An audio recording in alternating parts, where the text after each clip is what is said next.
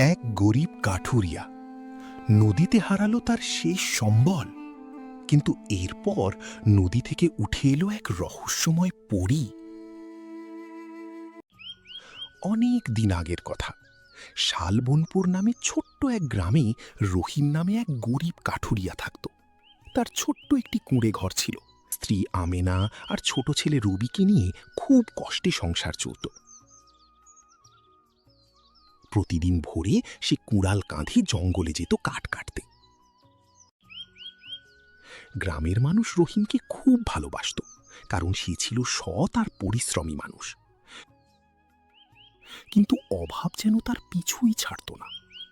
একদিন সকালে রহিম জঙ্গলে যাওয়ার আগে তার স্ত্রী বলল,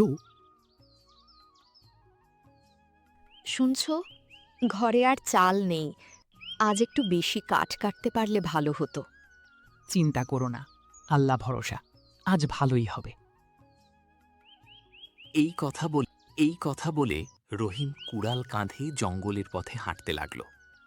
চারদিকে পাখির ডাক, ঠান্ডা বাতাস আর নদীর পানির শব্দে পুরো জঙ্গলটা শান্ত হয়েছিল।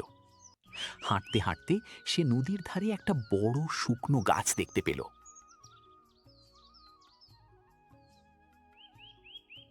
এই গাছটা কাটতে পারলে আজ ভালো টাকা পাবো। সে জোরে জোরে গাছ কাটতে লাগল। ঠক ঠক ঠক। অনেকক্ষণ কাজ করার পরে রহিম খুব ক্লান্ত হয়ে গেল। সে নদীর ধারে গিয়ে একটু পানি খেতে দাঁড়ালো। ঠিক তখনই হাত ফসকে তার কুড়ালটা নদীর গভীর পানিতে পড়ে গেল। আরে, আমার কুড়াল কোথায় গেল?